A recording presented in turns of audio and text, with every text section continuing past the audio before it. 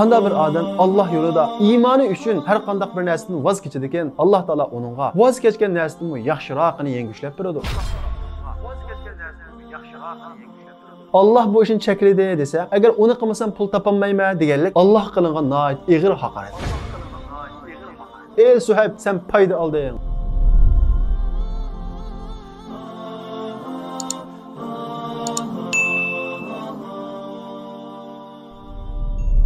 Biz bugün Allah bilan tijorat qilgan, shundaqla qilgan bu tijoratida foyda olgan, iymoniy hurlik uchun butun mol mulkidan voz kechalgan, mangu tilovat qilingan Qur'on Karimda u haqida oyat nozil qilingan buyuk fidokor sahoba Suhayb Rumi bilan tanishib chiqamiz. Suhayb Rumi aslida Yunus alayhissalomning shahri bo'lgan Iroqning Niniva shahridan edi. Ya'ni Suhayb Rumining dadasi Farislarning Niniva shahri qo'ygan valisining o'g'li edi. Suhayb Rumi ana shundaq kichik vaqtida hokim oilaning ichida nihoyat xushal yashayotgan kunlarning birida Farislar bilan Rimlar o'rtasida cho'ng urush yuz berdi. Rimlar Farislarning shaharlariga besib kirdi, ularni mag'lub qildi, Ninivaning hammasini ishg'ol qildi. Ninivani ishg'ol qilib bo'lgandan keyin kichik bolalarning hammasini asirga oldi. Shuning qatorida Suhayb bor edi. Suhaybni ular asir elib qul bozorida sotdi. Suhayb bir xo'jayinning qo'lidan yana bir xo'jayinning qo'liga yo'tkilib, Rimlarning qo'liga o'tdi. U kichikdan boshlabla hokim oilada cho'ng bo'lg'achqa bu qulluqni asla qabul qilolmaydi. U oxiri qechishni qaror qilib, ma'lum bir kuni fursat kutib, qochdi va qochib Makkaga yetib keldi. Makkaga yetib kelgandan keyin Makkadagi cho'ng savdogar Abdullah ibn Jad'on uni himoyasiga oldi va uni tijoratda ishlatdi,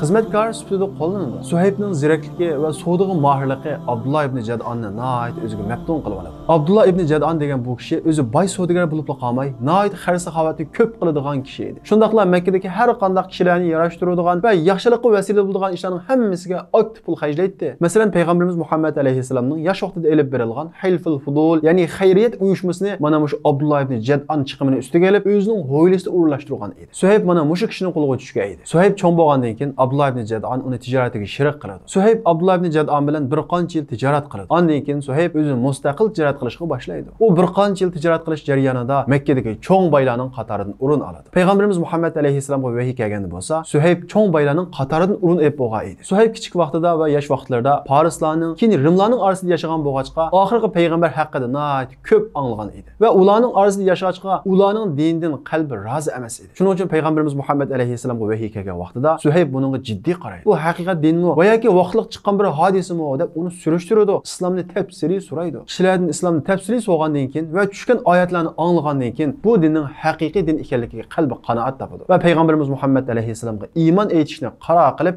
Darul Arqamga kiradi. Darul Arqamning ishining oldiga kelgan vaqtida Ammar ibn Yasir bilan u yerda uchrashdi. Suhayb Ammar ibn Yasirga "Sen nima deb kelding?" deydi. Ammar ibn Yasir "Men musulmon bo'lg'ili keldim, Muhammadga iymon etg'ili keldim" deydi. Suhaybmi "Men iymon etg'ili keldim. Unda qolsa birga kiraylik" deb Darul Arqamga ikkisi birga kiradi. Ular payg'ambarimiz Muhammad alayhissalomning oldida o'tirib islom haqida anglaydi. Tushgan oyatlar ularning qalbini eritadi. Suhayb bilan Ammar payg'ambarimiz Muhammad alayhissalomga bay'at qilish uchun qo'llarini tanglab bas-basda talashadi. Payg'ambarimiz Muhammad alayhissalom ularning bay'atini qabul qiladi. Ular payg'ambarimiz Muhammad alayhissalomning huzurida shahodat aytib haqiqiy musulmon bo'ladi. Shunda qilib Makkadagi cho'ng tijoratchi va boy savdogar Suhayb Rumi musulmon bo'lib sahobalarning orasiga qo'shildi. Bu vaqtda payg'ambarimiz Muhammad alayhissalomga iymon etgan sahobalarning soni 30 atrofida edi. Ya'ni islomning dastlabki mezgillari edi. Bu sababdan mushriklar musulmonlarga nihoyat ig'ir zulmlarni salatdi. Bo'libmi Suhaybga o'xshash bu yerda hech narsa yo'q. Ko'chman kishilarning musulmon bo'lganligini bilsa, ularga nihoyat qiyinchilik tug'diradi. Ammo payg'ambarimiz Muhammad alayhissalomga zulm qilolmaydi. Chunki payg'ambarimizga zulm qilsa,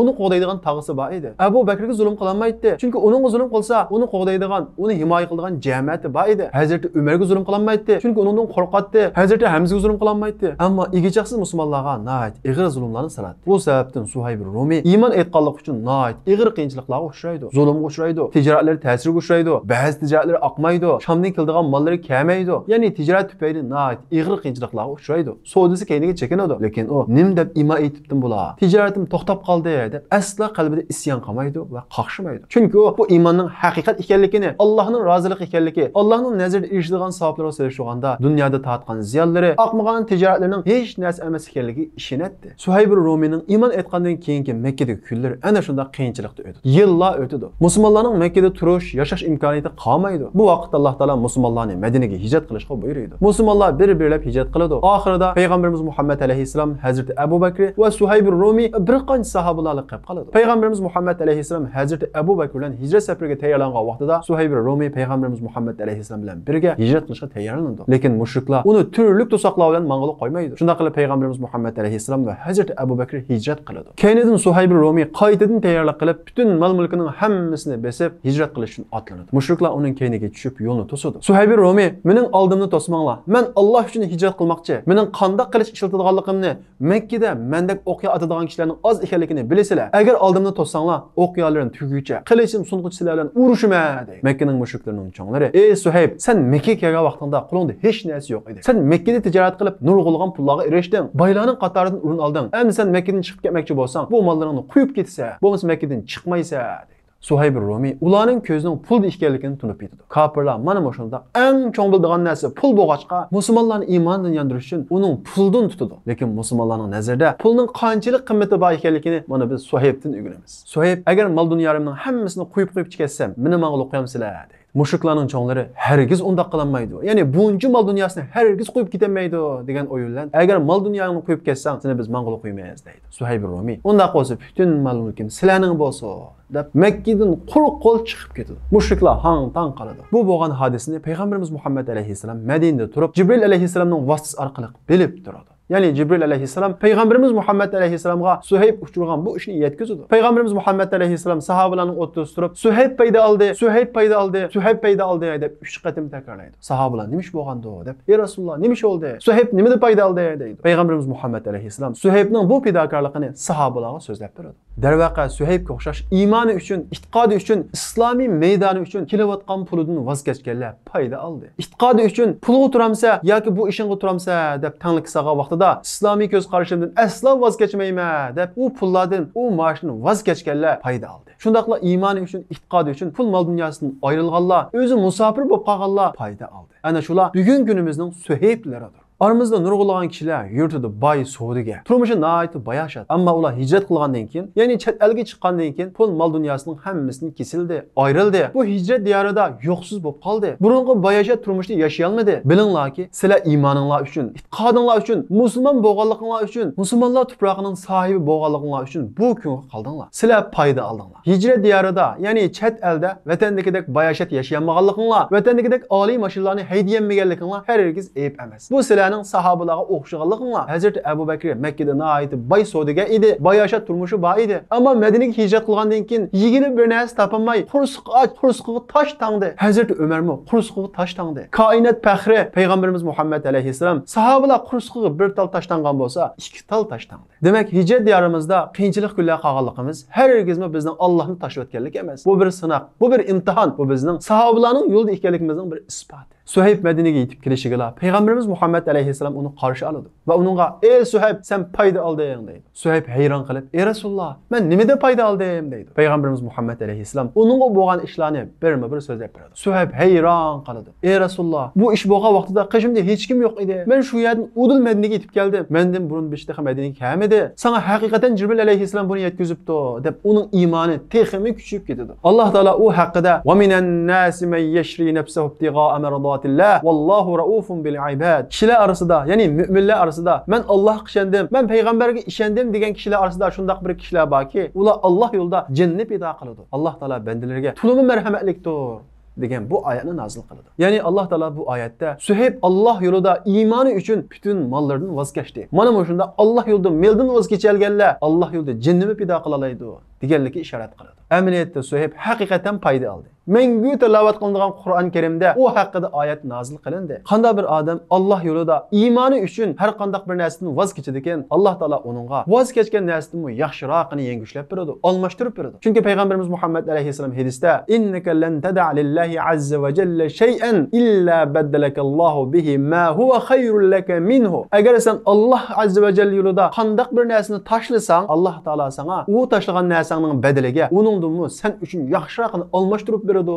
deydi. Darvaqa payg'ambarimiz Muhammad alayhissalom degandek, Suhaybga uningdimi, ya'ni voz kechgan narsani yaxshirog'ini almashtirib berdi. Do'stining, hamrohning yaxshisini berdi, oqibatning yaxshisini berdi, haqiqiy rohat farog'atning yaxshisini berdi, hatto pulning yaxshisini berdi. Ya'ni Suhayb Madinaga kelib, tirishib tijorat qilib, ya'ni burunga o'xshash boylarning qatoridan o'rin oldi. Mana shunday Allohning deb bir narsani voz kechgan odam hargiz faqir bo'lib qolmaydi. Ba'zi kishilarga bu ish xato, tijoratingizga bu ishni aralashtirmang, bu ishda shubhi va yoki bu harom ishni aralashtirmang desa, u odam deydi-ki, agar men bu ishni qilmasam, qanday jonimni boqaman? Va yoki bu ishni qo'shmasam, tijoratim oqmaydi, kishilar olmaydi, pul topolmayman deydi. O'ylab beqing, siz Allohning deb bir narsani voz kechsangiz, Alloh sizga yordam qilmasmi? Agar bir odam sizning deb bir narsani voz kechsa, u odam qiyinchilikda qolsa, siz u odamga yordam qilmamsiz? Albatta yordam qilasiz. Sizdek bir inson sizning deb qiyinchilikda qolgan odamga yordam qilasiz yo'q. Butun rahmat va shafqatning manbasi bo'lgan Alloh taolo uni deb bir odam bir narsadan voz kechib, tijoratda oqmay qolsa, Alloh taolo uningga boshqa bir yo'ldan chiqish yo'li bermasmi? Albatta beradi. Alloh bu ishni chekladi desa, agar uni qilmasam pul topolmayman deganlik Alloh qilingan noit ig'ir haqorat. Ya'ni Allohning deb men o'shni tashlasam, Alloh taolo menga yordam bermaydi. Alloh menga rizq bermaydi